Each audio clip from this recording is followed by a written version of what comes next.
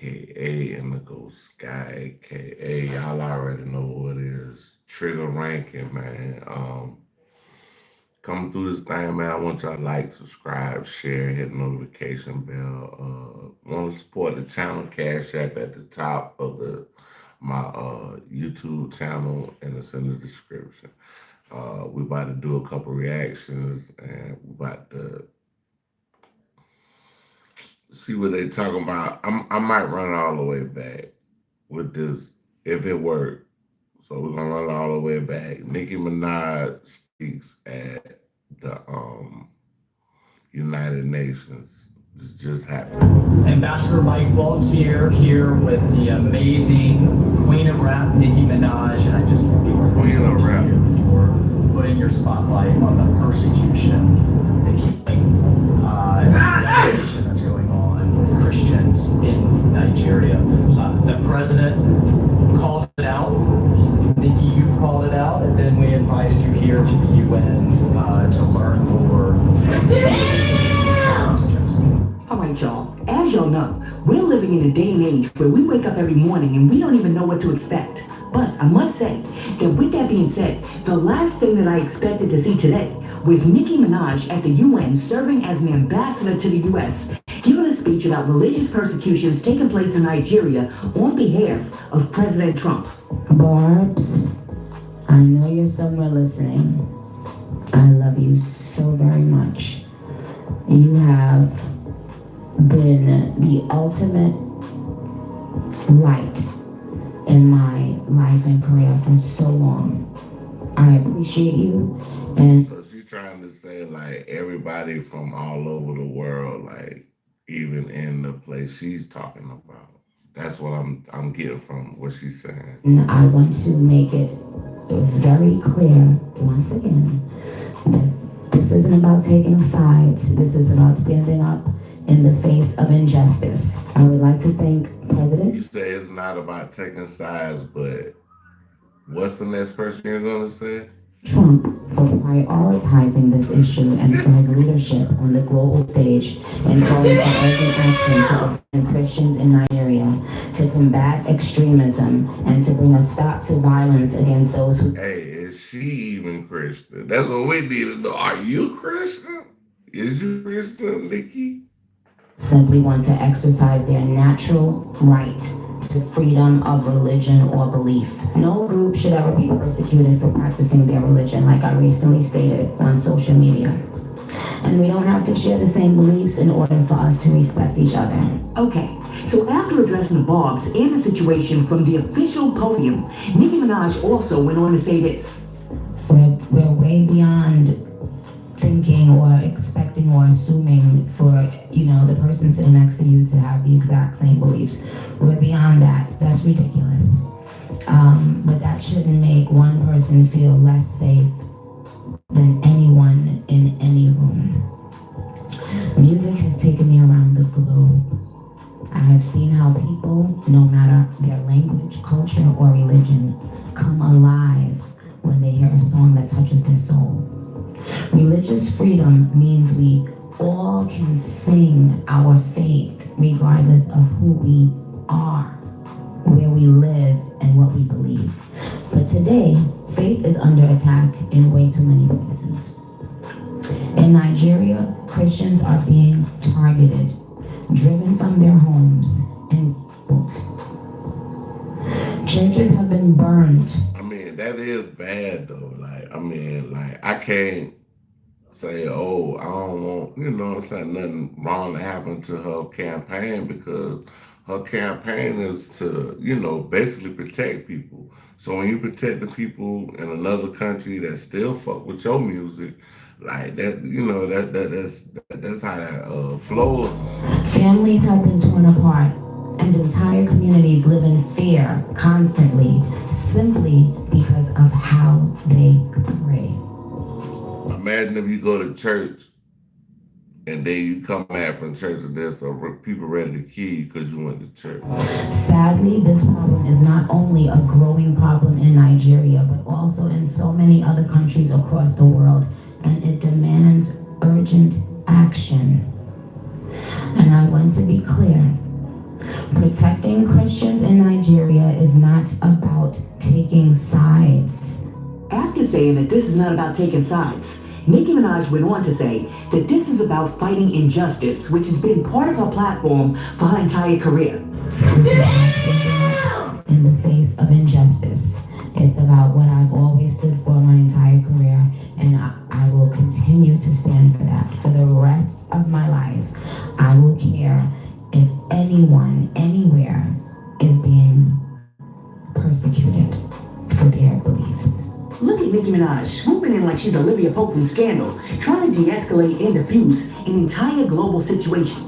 I am an evangelist, so that is exactly what I'm going to do, evangelize. And the way I see your situation, you have two choices. Number one, you can continue to walk around your life aimlessly, trying to find meaning through meaningless things, believing that you are free when truly you are just a slave to sin. And by the way, the wages of sin is death. Or two, you can understand that Jesus Christ, the Son of God, died, rose again, and paid the price for your sin so that you could have eternal life. But the question is this: what do you want?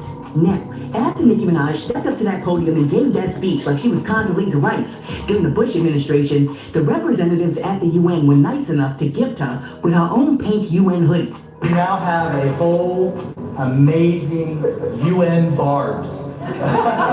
We're not in the United Nations barbs.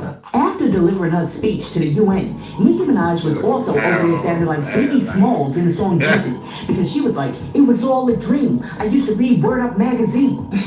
Because Nicki never thought that hip-hop would bring it this far. Like I said before many times, I'm honored that you even thought that I like how Lil Celeb Sauce be doing that shit. Just I thought this was all a dream. I thought it was Word Up magazine.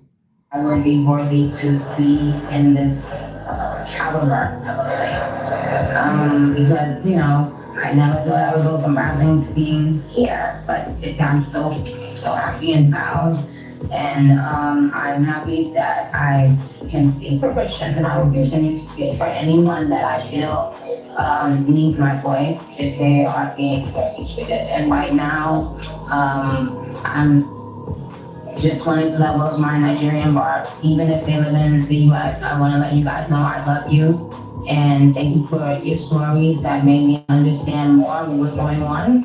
And I will continue lending my voice. I hope to see more of you guys lending your voices to it. Let's do the right thing like we've always done. Okay, so after people all over the world saw Nicki Minaj getting her diplomacy on, a whole lot of people weighed in. And one person said, "This is the most amazing year on earth." And then somebody else was like, "I'm sure her music represents good Christian values." And then last but not least, somebody else was like, "How much they pay Nicki for this?"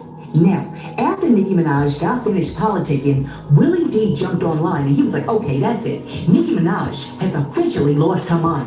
What's up, family? God, shout out Willie D. Shout out Willie D, one of the goats. One of the goats in the hip hop groups. Ghetto Boys. Year is 2025, and Nicki Minaj has officially gone MAGA. Yeah, fam. She lost her mind. Check it out. Well,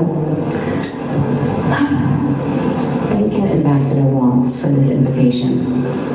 It is an honor to stand on this stage with you and the other distinguished speakers here today to shine a spotlight on the deadly threat faced by thousands of Christians in Nigeria. I'm just going to interject really quickly, fam. One of the ways that the enemy is able to effectively state their case is to say some truths among the lies that they tell. Keep that in mind. Alright, so Willie D isn't the only person who has an opinion about Nicki Minaj showing up at the UN, because Amanda Seales also has an opinion, and she believes that the government is actually using Nicki Minaj I mean, it is what it is. as a puppet to help them infiltrate Africa, especially Nigeria. Nicki Minaj working with Trump admin on plight of Christians in Nigeria. Either she's getting a check, or she was MAGA the whole time, Damn, Or son. she genuinely thinks that she's doing something good, which, by the way, is why y'all need to have people around you that know more than you. And by y'all, I don't just mean celebrities. Come on now, dog.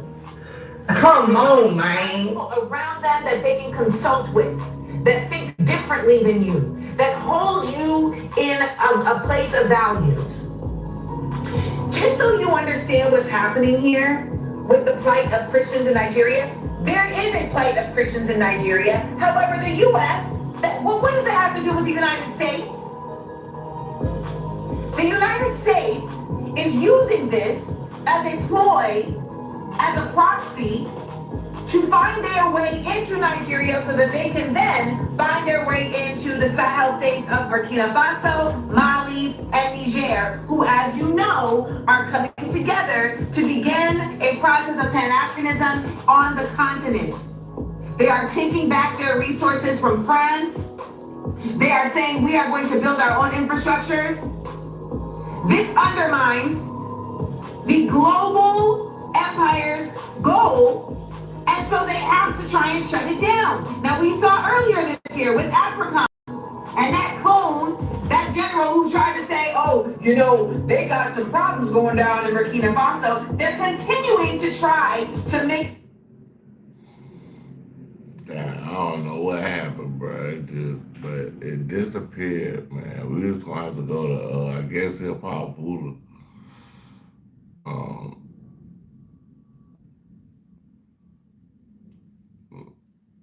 Yeah. Zero, I can give my customers more ways to pay. This is a little bit. Okay, so everybody, I want y'all to check out Hip Hop Buddha. Hip Hop Buddha. Great channel, good content. Funny guy, got a lot of shit going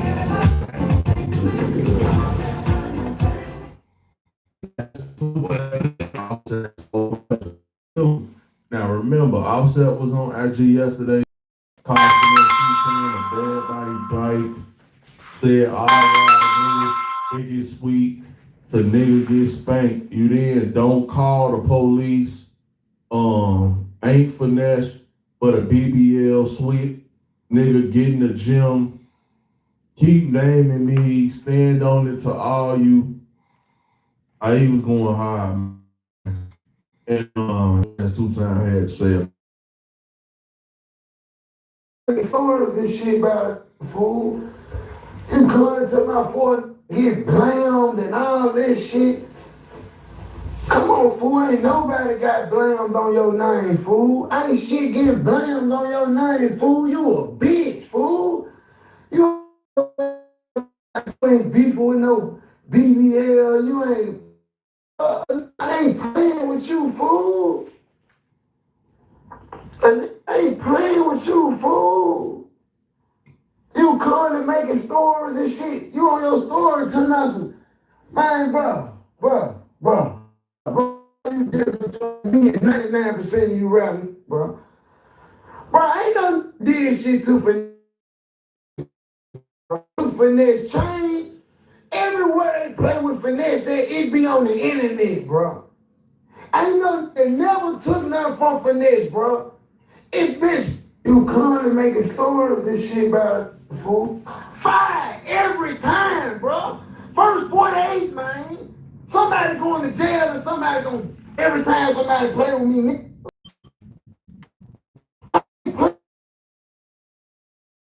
You dress up and shit, boy. For fun. You like to do that shit, nigga. You talking about me?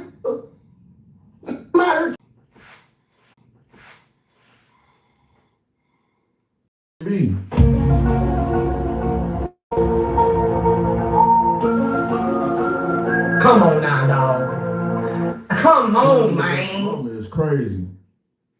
I still don't understand why Finesse 2 times hate Offset so bad. Finesse 2 times hate Offset so bad. But let's get back to it.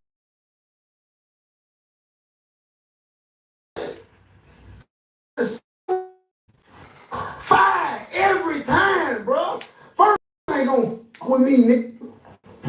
You're gonna have to spend some money. That's about all you're gonna be able to do.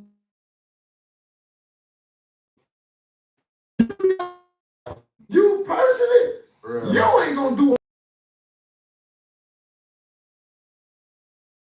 gonna meet me at now one of these gas stations, now one of these rings, and get no one-on-one? I bet you ain't. You a big. You talking about? What's up? What if I catch you and you got family and shit with you? Because I go to Disney World.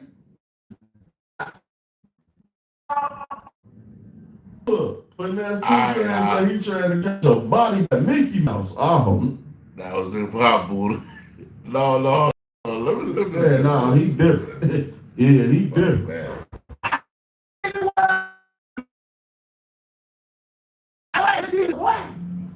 Mickey Mouse ain't got nothing to do with it. I catch your ass at Disney World. Fire your ass up at Disney World. All right. Yeah. Wait. All right.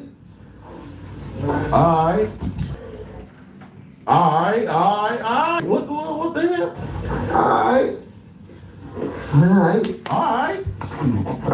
And your ass through when it comes to Houston. Then they're anywhere in Texas. The same outfit from yesterday.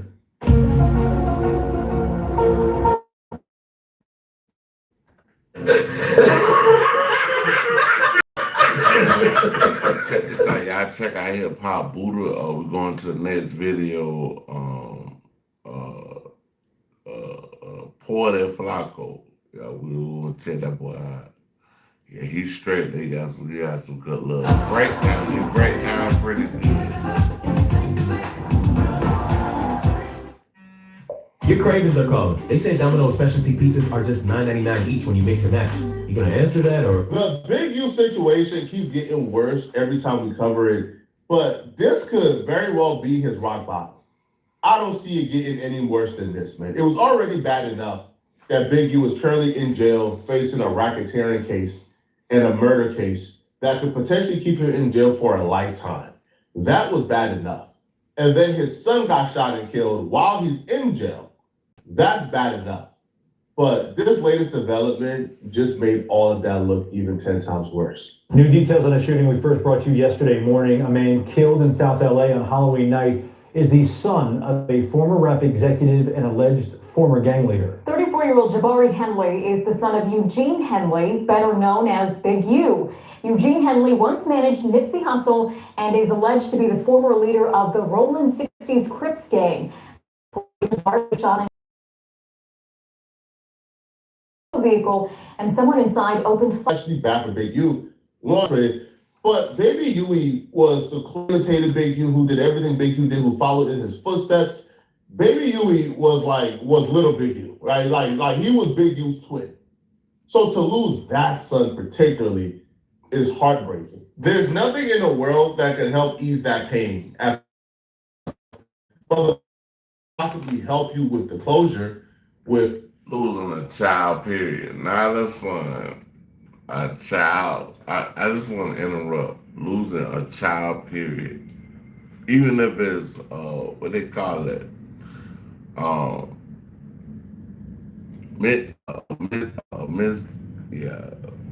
know what I'm talking about.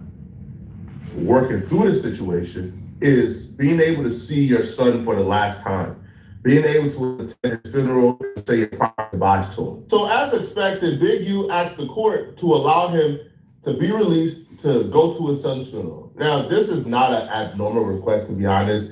Some people are allowed with an escort to see their loved ones, say their last goodbye, and then come back to jail as they wait their sentence. This is not something this is a pretty regular practice. Was not something he was expecting. Man, these prosecutors is cutthroat, man. They said, listen here, bruh. All right, for a parent to have, regardless of the circumstances, with the murder of a young man, a funeral that big despite knowing the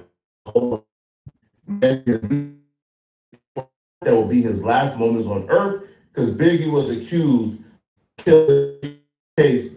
The Bill Reform Act continues to demand detention based on danger and risk of non-appearance. Just in case you ain't following this legal jargon, let's lay.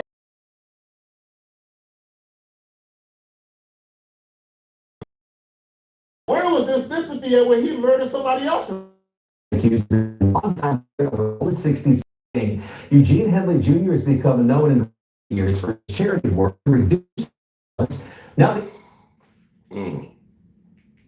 And you're being implicated in a murder right now. That's wild. FBI is accusing him of running a criminal enterprise that committed a series of crimes, including a murder back in 2021.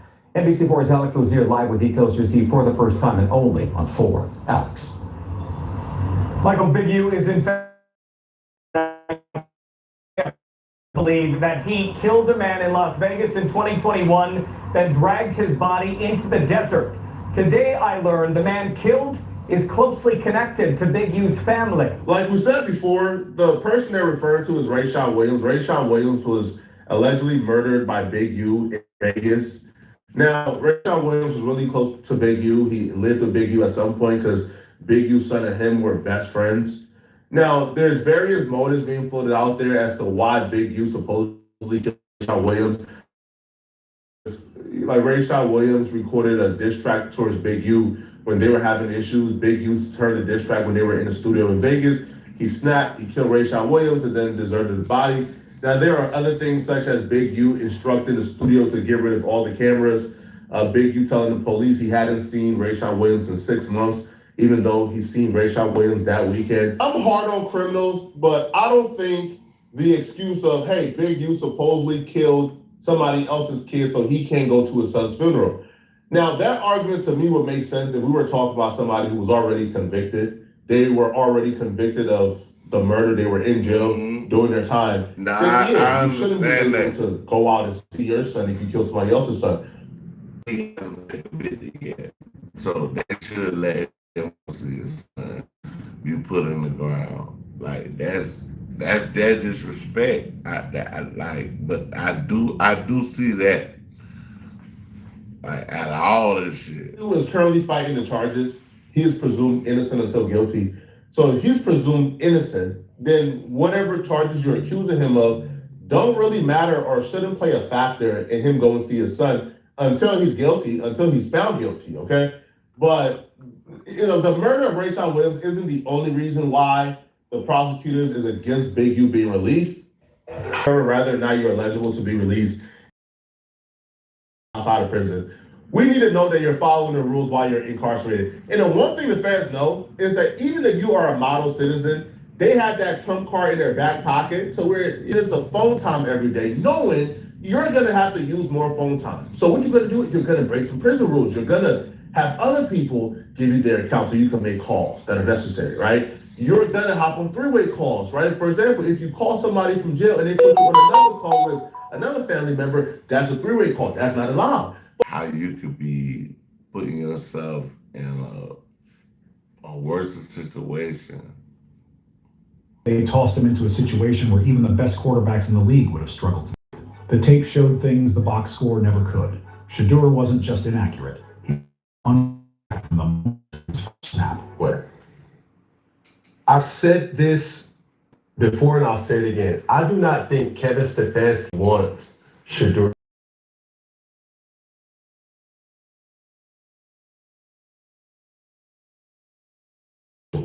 The actions is, if I'm Shador or if I'm a Shador Sanders fan, I would not want him to take the field because that's going to consistently be the display we're going to see. It doesn't matter if it's Deshaun Watson, it doesn't matter if it's Shador Sanders, it doesn't matter if it's Dylan Gable, if it's Cam Newton. You need help in Cleveland when you have a quarterback that's still making $46 million on your roster and he's not healthy. That impacts the talent that's around them. They are not a good team. Right. But this is the thing that really irks me the most, is because he doesn't get any reps. Circa 2015. So it's saying Shador ain't getting 9 reps. You ain't give my man no reps. Like, but in this game, he the starting quarterback, so let's pray that he have a good. I'm talking about a phenomenal game. I'm talking about a phenomenal. Circa when Cam Newton was the MVP. Circa when, hey, my backup for majority of my career was probably the biggest blessing of my career. Veteran Derek Anderson. Ron Rivera still knew we're one play away, kid, from you not being available. We would have anywhere from 6 to 12 reps in every. Allow Derek to still have an ability to say, hey, if it goes, how it goes. Now, granted, some will say, well, Cam, you played the position any different. Well, what is that to say about Brock Purdy? Well, what is that to say about any other quarterback that's here? You playing for the... Expecting his processing to be NFL fast was impossible when he never practiced with the starters, and you could see the old habits in his footwork from playing behind shaky protection in college. He backpedaled on throws, not out of bad coaching, but survival instincts. His base fell apart because he didn't trust the pocket around him. He wasn't playing quarterback out there. He was trying not to get swallowed by Baltimore's pass rush. His average throw traveled only 2.9 yards because the Browns didn't trust him to run the actual offense without real reps, shrinking the playbook down to something that looked like a high school install. Even so, he still squeezed out a little spark in those final minutes, showing a flash of what he could be with real preparation. He hit Harold Bannon Jr. for 26 yards, then found Jerry Jeudy for 10 more, driving Cleveland into scoring position before the comeback chance fell apart. For a rookie thrown in cold, that last drive was the sliver of hope fans clung to. The reason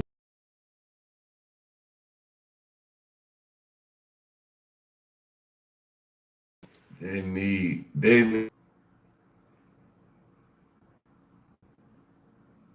Shador Sanders as the head quarterback of the Cleveland Browns. they traded away Flacco, and they're always rumored to be considering more moves for future draft picks. It feels like the front office is always building for tomorrow, even though tomorrow never arrives.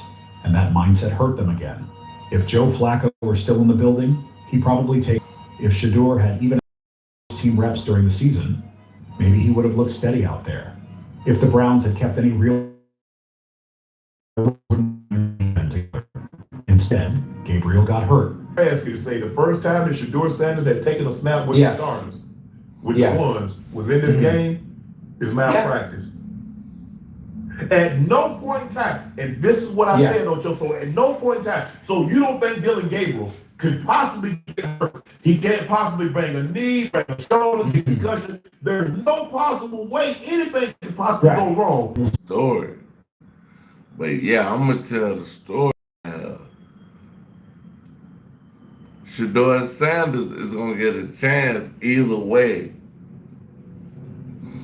Even if they try to destroy his, but I don't even think that's gonna happen. I think he's gonna be able to be,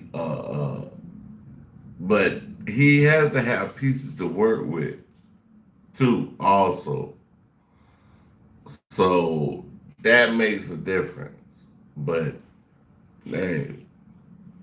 The building insists the plan was always long-term development. But the way things unfolded made it look like the team had no plan at all. And that's why this next week feels massive, almost like a crossroads for the entire franchise. If Shador steps onto that field with real preparation and looks like the confident, composed passer they drafted him to be, the entire narrative could flip overnight. And now the entire NFL is watching Cleveland, wondering if the franchise will finally break its cycle or collapse into another year of chaos. Analysts on every network are debating whether Shador's struggles were truly his fault or a result of an organization that still hasn't learned how to protect young quarterbacks. Every clip, every breakdown, every replay keeps pointing back to the same issue. Without giving them, and the league is calling.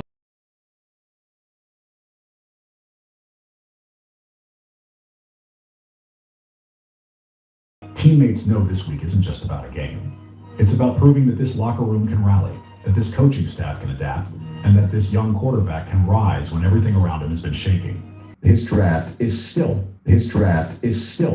and always will be, I think. And I once upon a time saw a first-round pick fall in the draft because he was on the Pineapple Express with the videos showing up. I thought that was the strangest draft I've ever seen of a one player, but that just lasted. Several defensive players didn't even know Shadur's cadence, claiming the timing was off from the first snap because the group had never operated together in a real practice. Fans hearing that.